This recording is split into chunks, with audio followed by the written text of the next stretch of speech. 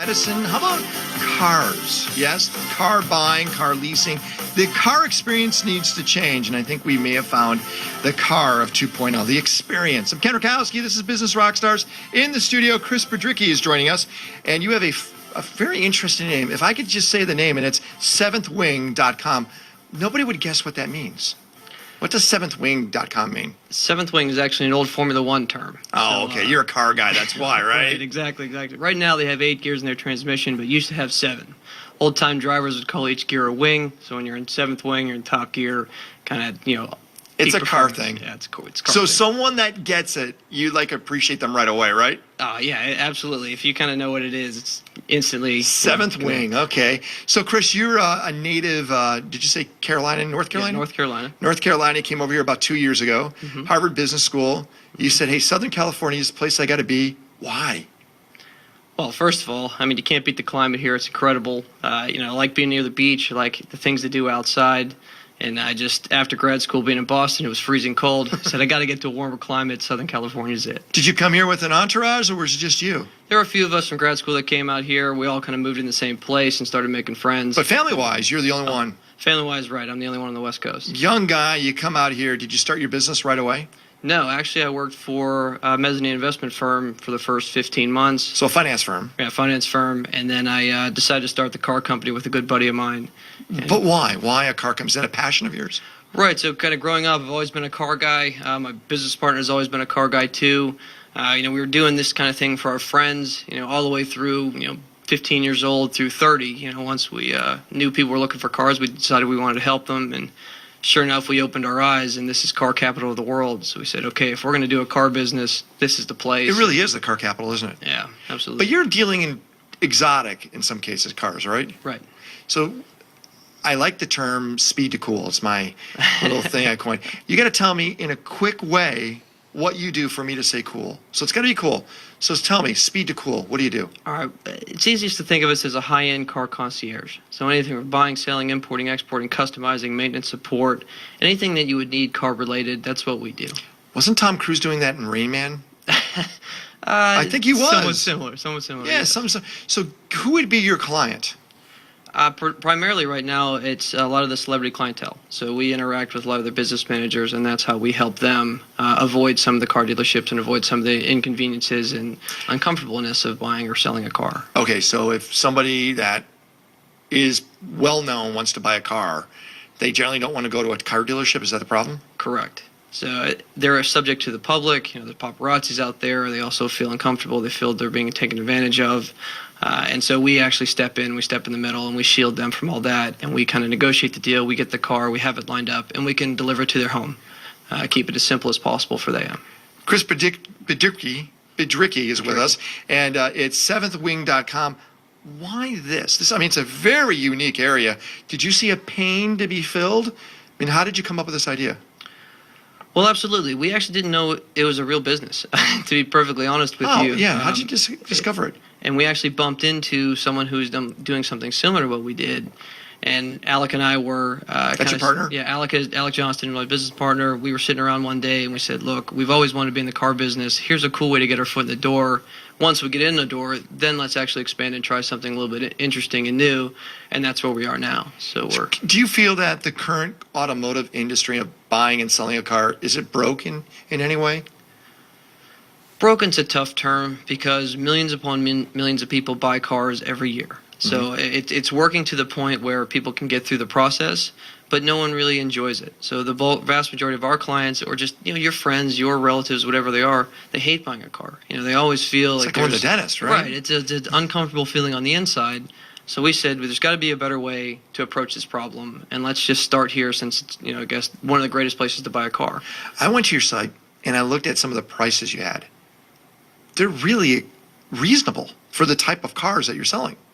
I'm not being facetious. I'm telling you the truth. I was surprised. So you're negotiating really good prices on top of it. Absolutely. So one thing that makes us different, we're both a broker and a dealer. So as a dealer, I can go to auction, I can buy cars at wholesale, I can bring them to you, I can get you the exact vehicle you want. If you want something straight from the showroom floor, I can also do that for you as well. So But again, it's not a substantial. At least I didn't perceive it to be a substantial markup. So you're finding really good deals. right, we decided to choose the service aspect of the business. So if you choose to kind of come through us, you're going to get a great price, but you're also going to get more than the uncomfortableness of being in a dealership. You actually get to do this in your own home, or you get to do this Right. at the place of your choosing. And so what happens if somebody wants to buy a car? Do you work with financing? Or, I mean, that's another process. Or the people you deal with, they just buy cash. Is it all cash? Oh, no, absolutely. We do both. So we are the interface between them and the financing institution if they want to do it privately, or if they want to go through a dealer financial services, we also assist them in that process as well. Okay, so the pain has been taken out is what you're doing. Exactly. That's great. Why can't you take this and just make it for all type of car buying, not just high-end cars? We can. We've chosen to pick one market to get us started. That doesn't mean we can't expand up and down, but Do you see that as an opportunity to grow the business? absolutely. But it would need more than just Alec and I. Right, So right, you right. need- Of course, that's growth. Right. That's growth. Are you enjoying the business of what you're doing? Being an entrepreneur is tough. So it's getting the business off the ground was very difficult at first, and especially earning our first client. Once we got the first client, first 10 clients, first 50 clients, things really started to snowball. And then all of our business at this point is by referral. It's all by referral. It's all word of mouth. Right. So we rarely take the random phone call. We rarely have gotten, great business out of someone who didn't know us or got referred to us. Yeah, but I like what you said. Being an entrepreneur is tough. No, but without a doubt, if it was Right. easy, everybody would do it, right? Right. Did you expect it to be as difficult? Is this when you started the process, going, wow, this is not what I expected? Absolutely not. I mean, it's just the easiest way or the simplest way to put it is every problem is your problem. There's no IT department. There's no accounting right. department. You There's can't no, outsource it. Yeah, there's no Well, you kind of can. marketing vision or anything like that. But Chris, that's what I think we'd like to do. Let's go after this idea of what it took for you to get where you're at. And I'd like to learn from you the mistakes you made or the ones you avoided as you went through this process. Is that fair enough? So I want you to think in your mind the top 3 things that were unexpected that you went through, okay? And let's talk about those. So the top 3 things of what it took for you to go through this process to get where you're at today. So think about that. I'm going to talk to Chris about being an entrepreneur. Maybe I might go through a therapy session with him because I think he's going through some traumatic experiences. No. But what does it take to start a business and take the business to the next level? We have a real great entrepreneur hanging out with us, so I'm going to find out. I bet we're going to learn a lot from this. Hey, go to the Business Rockstars website. All the interviews are there. Sign up for our newsletter. I'm Ken Rakowski. This is Business Rockstars. Starting a business, finding the money, what you need to know to become a rock star entrepreneur. What a great line. Being an entrepreneur is tough. It is, and I like that. Our in-studio guest he's been honest with me on this. But look what he's built. He's built a very successful, interesting company all around taking the pain out of buying and selling a car. But let's talk about entrepreneurship from someone who's going through it right now. I'm Ken Rakowski. This is Business Rockstars in the studio. Chris Pedricki is with us, and Chris's company is seventhwing.com. What's again the speed to cool for Seventh Wing? So again, we are like a Highline automotive concierge.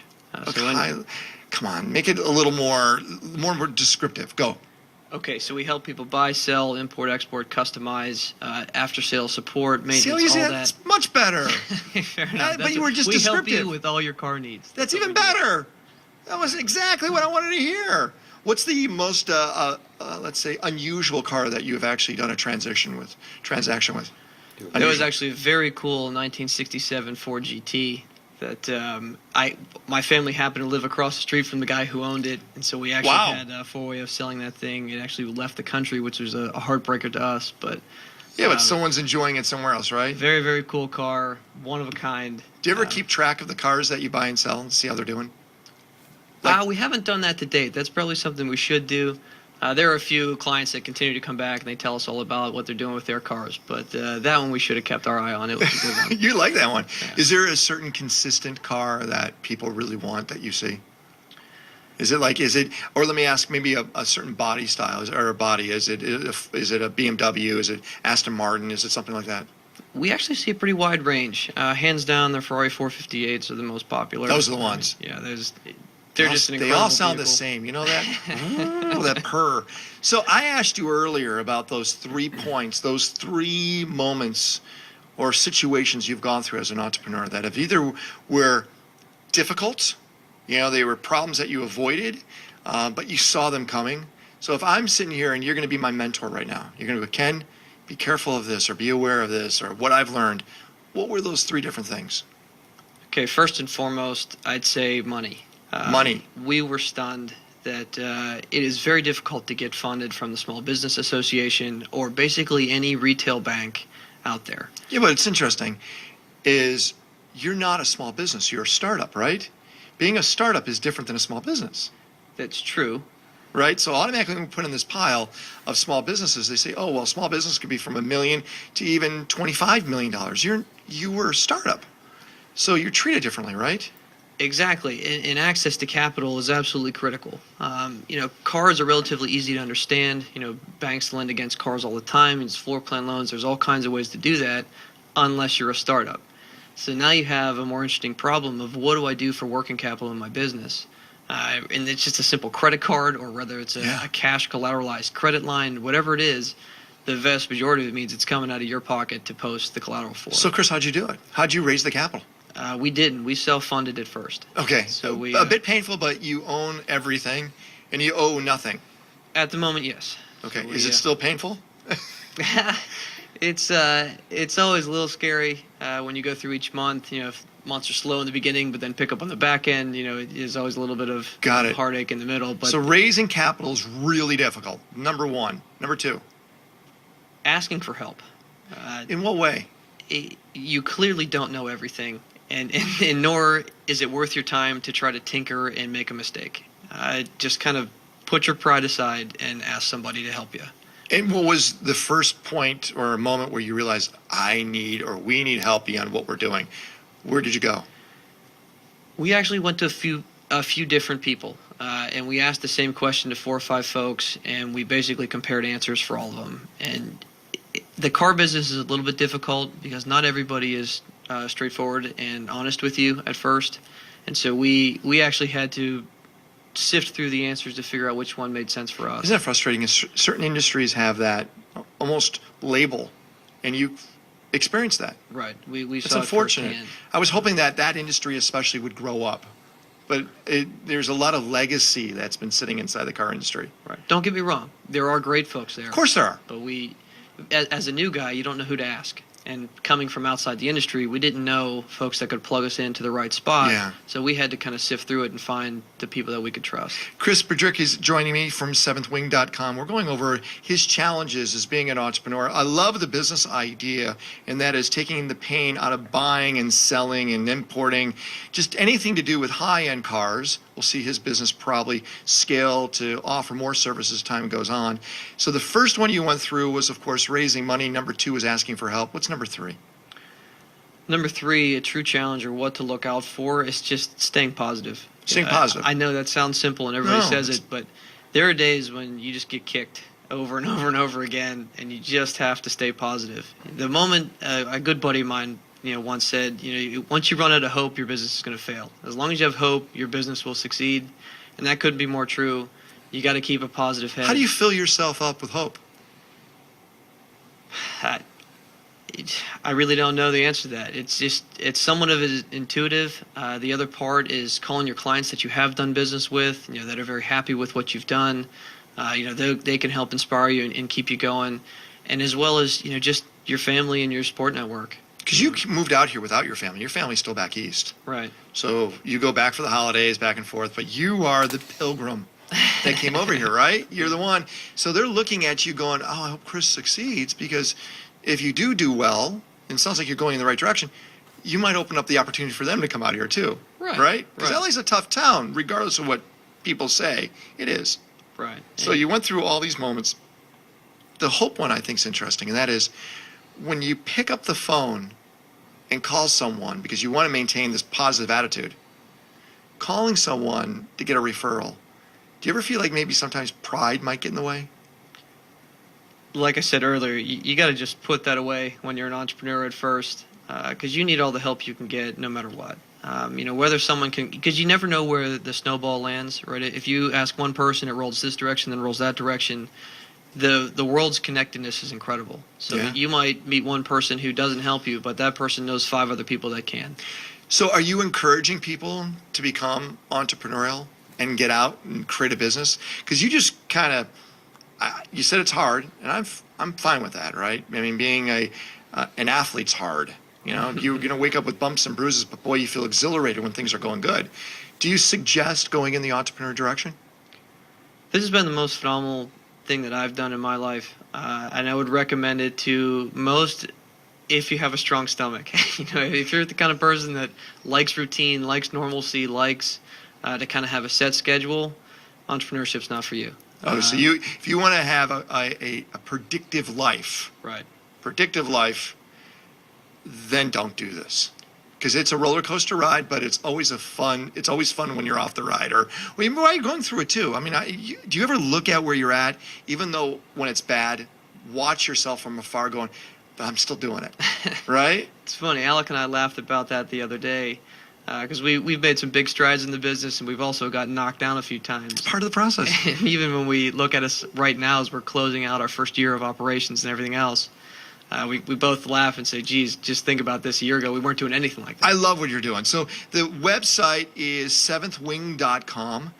See what Chris and Alex, as your partner, what they're working on. I just look at the site, because I think, man, I might want to get a car there. I'm not kidding. I'm serious. You got some really good prices. I love it. Thanks a lot for hanging out with us and being upfront and honest. I really appreciate it, Chris. Absolutely. Thanks for having us. I love the entrepreneurs when they come in here. But let's talk about the ideas of turning your business around when you think it might be failing, and how do you pick it up